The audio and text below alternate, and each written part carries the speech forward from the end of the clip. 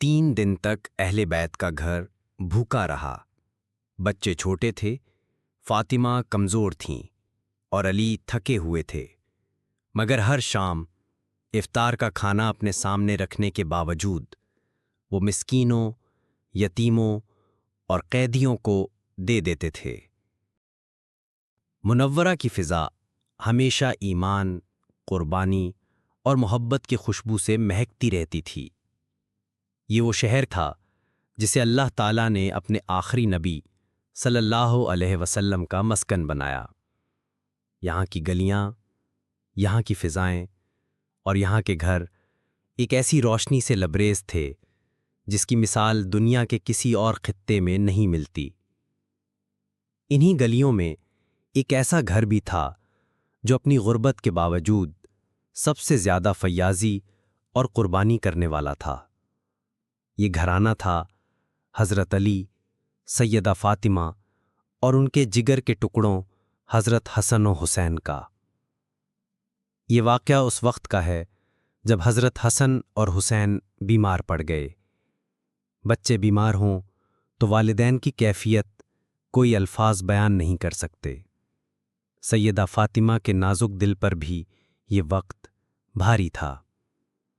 वो हर वक्त दुआओं में मसरूफ़ रहतीं और उनके नौनिहाल कमज़ोरी के बायस साकित से हो गए थे। हज़रत अली भी हर लम्हा फ़िक्र में रहते। इस वक्त दोनों मियाँ बीवी ने अल्लाह से एक नज़र मानी कि अगर अल्लाह ताला उनके बच्चों को सेहत अता फरमा दे तो वो शुक्राने के तौर पर 3 दिन रोज़ा रखेंगे। अल्लाह ताला ने उनकी दुआ कबूल की। हसन और हुसैन सेहतयाब हो गए। अब वादा पूरा करने का वक्त था। हज़रत अली मेहनत मजदूरी करके कुछ जौ लाए। घर में यही मामूली सा अनाज मयस्सर था। सैयदा फ़ातिमा ने उन जौ को पीसकर रोटियां तैयार कीं ताकि सब इफ्तार कर सकें। पहला दिन आया। अहले बैत ने रोज़ा रखा, दिन भर भूख और प्यास की शिद्दत बर्दाश्त की। गुरूबे आफ़ताब के वक्त जब दस्तरख्वान पर चंद रोटियां रखी गईं और सब खाने ही वाले थे कि अचानक दरवाजे पर दस्तक हुई। एक मिस्कीन की आवाज़ आई, अल्लाह के नेक बंदो, मैं भूखा हूँ, कुछ खाने को दे दो। ये आवाज़ सीधा दिलों पर लगी।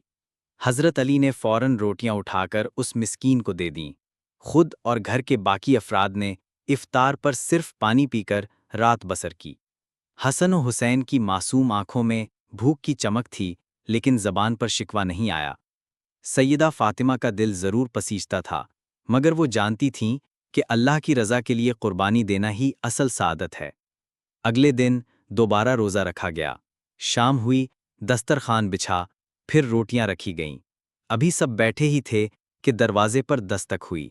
एक यतीम बच्चा खड़ा था। उसके चेहरे पर भूख की लकीर साफ झलक रही थी।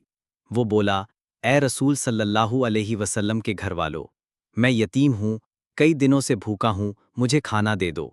हज़रत अली रज़ी अल्लाह ताला अन्हो ने ये मंज़र देखा तो उनकी आंखें नम हो गईं। उन्होंने फ़ौरन सारी रोटियां उठाकर यतीम के हवाले कर दीं और घर वाले दूसरी बार भी सिर्फ पानी पीकर सो गए। बच्चों के नन्हे जिस्म भूख से कमज़ोर ज़रूर थे, मगर उनके चेहरों पर नूरानी मुस्कुराहट थी, जैसे वो जानते हों कि ये कुर्बानी किसी आम मकसद के लिए नहीं, बल्कि अल्लाह की रज़ा के लिए है। तीसरा दिन आया। दिन भर रोज़ा रखने के बाद शाम को रोटियां फिर तैयार हुईं। इस बार भी उम्मीद थी कि आज तो हम खुद खा सकेंगे, मगर जैसे ही सब खाने के करीब हुए, दरवाजे पर दस्तक हुई। बाहर एक कैदी खड़ा था जिसे भूख और प्यास ने निढाल कर दिया था। उसने कहा, अल्लाह के नेकोकारो, मुझे खाने के लिए कुछ दे दो। ये सुनकर हज़रत अली रज़ी अल्लाह ताला अन्हो ने तीसरी बार भी अपनी इफ्तार की रोटियां कैदी के हवाले कर दीं। घर के सब अफराद ने फिर सिर्फ पानी से रोज़ा खोला। यूं 3 दिन तक ये पाकीज़ा घराना अपनी भूख बर्दाश्त करता रहा, मगर अल्लाह के बंदों को खाना खिलाता रहा। ये वो अजीम कुर्बानी थी जिस पर अल्लाह ताला ने कुरान की आयात नाजिल फरमाई और अहले बैत की अज़मत को बयान किया। अल्लाह ने इनके समल की तारीफ़ करते हुए फरमाया कि ये वो लोग हैं जो अपनी पसंदीदा चीज़ें भी अल्लाह की रज़ा के लिए दूसरों को दे देते हैं और बदले में न शुक्रिया चाहते हैं न कोई बदला। 3 दिन गुजर चुके थे حضرت علی، سیدہ فاطمہ اور ان کے معصوم بچے حسن حسین نے اپنی افطاریاں مسکین، یتیم اور قیدی کو دے دیں اور خود بھوک اور پیاس کے باوجود صبر کیا۔ 3 دن مسلسل پانی پر روزہ افطار کرنا بظاہر ایک عام انسان کے بس کی بات نہ تھی، مگر یہ خاندان عام نہ تھا۔ یہ وہ گھرانہ تھا جس کی تربیت براہ راست رسول اللہ صلی اللہ علیہ وسلم نے کی تھی، اور جن کی روحیں دنیا کی لذتوں سے بے نیاز ہو کر صرف اللہ کی رضا میں جیتی تھیں۔ رات کے سناٹے میں جب بچے بھوک کے باعث ہلکی ہلکی کراہیں بھرتے تو سیدہ فاطمہ کی ممتا تڑپ اٹھتی، لیکن وہ اپنے دل کو سنبھالتیں اور خود کو تسلی دیتیں کہ یہ آزمائش لمحاتی ہے اور اس کے بعد اللہ کی رضا اور خوشنودی کا انعام دائمی ہے۔ حسن و حسین چھوٹے ہونے کے باوجود اپنے والدین کو دیکھ کر صبر کرتے اور کسی طرح کا شکوہ زبان پر نہ لاتے۔ یہی وہ عظمت ہے جس نے ان بچوں کو بچپن ہی سے آسمان ہدایت کا ستارہ بنا دیا۔ تیسرے دن کی رات جب سب نے صرف پانی پیا، اس وقت مدینے کے آسمان پر ایک نورانی روشنی چھا گئی۔ یہ روشنی دراصل اس عظیم ایثار کی علامت تھی جسے اللہ نے اپنے کلام میں محفوظ کر لیا۔ اگلی صبح جب رسول اللہ کے صحابہ کرام کو معلوم ہوا کہ علی اور فاطمہ نے مسلسل 3 دن بھوکے رہ کر دوسروں کو کھانا کھلایا ہے تو ہر شخص حیران رہ گیا۔ لوگ سوچنے لگے کہ یہ کیسے ممکن ہے کہ کوئی شخص اپنی بھوک کو نظر انداز کر کے بار بار دوسروں کو ترجیح دے۔ اسی موقع پر قرآن کی یہ آیات نازل ہوئیں جن میں اللہ تعالیٰ نے اہل بیت کی تعریف میں فرمایا کہ یہ وہ لوگ ہیں جو اللہ کی محبت میں مسکین، یتیم اور قیدی کو کھانا کھلاتے ہیں اور کہتے ہیں ہم تمہیں صرف اللہ کی رضا کے لیے کھلا رہے ہیں، ہم نہ تم سے شکریہ چاہتے ہیں نہ بدلہ۔ یہ الفاظ گویا اہل بیت کے دلوں کی ترجمانی کر رہے تھے۔ اللہ نے اس قربانی کو ہمیشہ کے لیے اپنی کتاب میں محفوظ کر دیا تاکہ قیامت تک آنے والے انسان یہ جان سکیں کہ اصل ایثار اور اصل محبت اللہ کے راستے میں اپنی پسندیدہ چیزیں قربان کرنے کا نام ہے۔ جب یہ آیات نازل ہوئیں تو مدینہ کی گلیوں میں چرچا ہو گیا۔ لوگ اہل بیت کے گھر کے قریب آ کر دعائیں دینے لگے۔ یتیم بچے اور غریب لوگ انہیں دیکھ کر مسکرانے لگے کیونکہ انہیں یقین تھا کہ یہ گھر ہمیشہ ان کا سہارا ہے۔ لیکن علی اور فاطمہ نے کبھی بھی اس بات پر غرور نہ کیا۔ ان کے لیے یہ سب کچھ محض اللہ کی خوشنودی کا ذریعہ تھا۔ دوسری طرف حسن اور حسین کے دلوں پر بھی یہ منظر ہمیشہ کے لیے نقش ہو گیا۔ انہوں نے اپنی آنکھوں سے دیکھا کہ کس طرح بھوک کے باوجود دوسروں کو ترجیح دی جاتی ہے۔ یہی تعلیم بعد میں ان کی شخصیت کا حصہ بنی۔ حسن کی زندگی صلاح اور قربانی کی داستان بنی تو حسین نے کربلا میں بھوک اور پیاس سہ کر دین کی سربلندی کے لیے اپنی جان قربان کی۔ یہ سب اس تربیت اور ان تجربات کا نتیجہ تھا جو انہوں نے بچپن ہی سے والدین کے گھر میں دیکھے۔ یہ قربانی صرف 3 دن کے روزوں کا واقعہ نہیں تھا، بلکہ یہ آنے والی نسلوں کے لیے ایک پیغام تھا۔ یہ پیغام کہ اگر بھوک لگ رہی ہے تو اپنی خواہش پر قابو پاؤ، اگر دل چاہ رہا ہے کہ خود کھاؤ تو سوچو کہ سامنے کوئی اور زیادہ ضرورت مند ہے۔ یہ پیغام کہ اللہ کی رضا انسان کی سب سے بڑی کامیابی ہے اور جو کچھ اللہ کے لیے دیا جائے وہ کبھی ضائع نہیں ہوتا۔ مدینہ کے کئی لوگ اس واقعہ کے گواہ بنے۔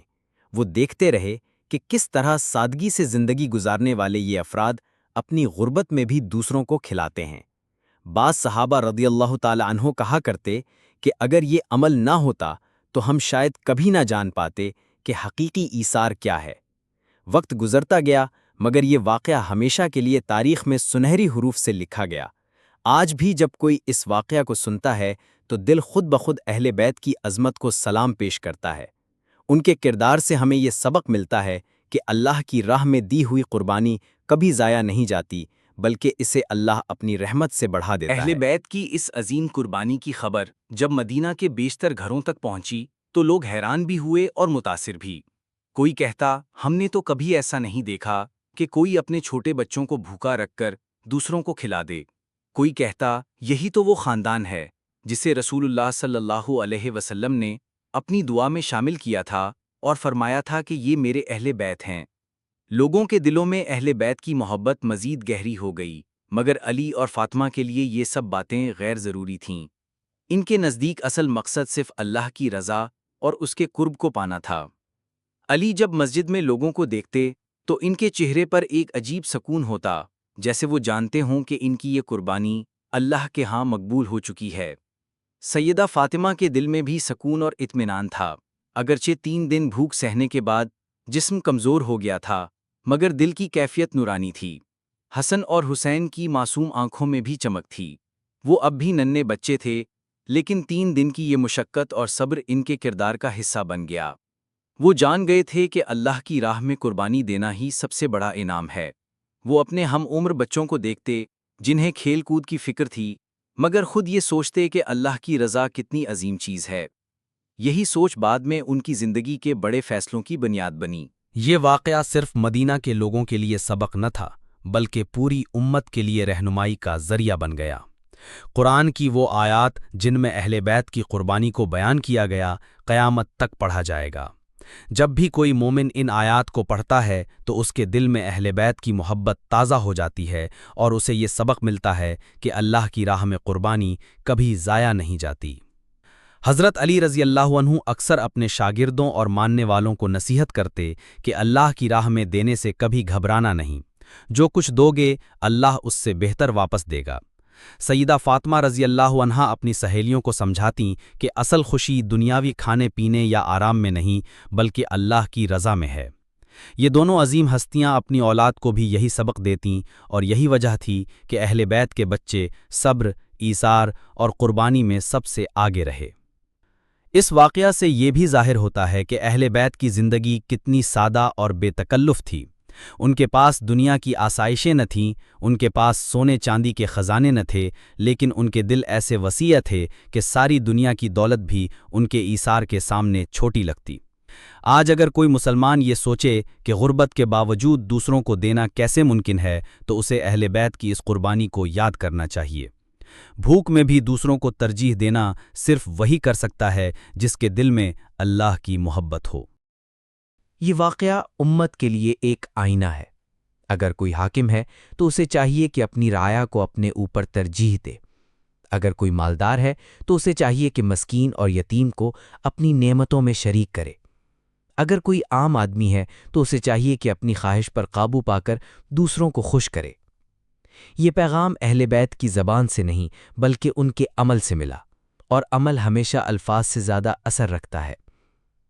اہل بیت کے اس ایثار کی بدولت آج بھی جب کوئی شخص یتیم کے سر پر ہاتھ رکھتا ہے، مسکین کو کھانا دیتا ہے یا قیدی کی مدد کرتا ہے، تو وہ دراصل اسی سنت کو زندہ کرتا ہے جو علی اور فاطمہ رضی اللہ عنہا کے گھر سے نکلی تھی۔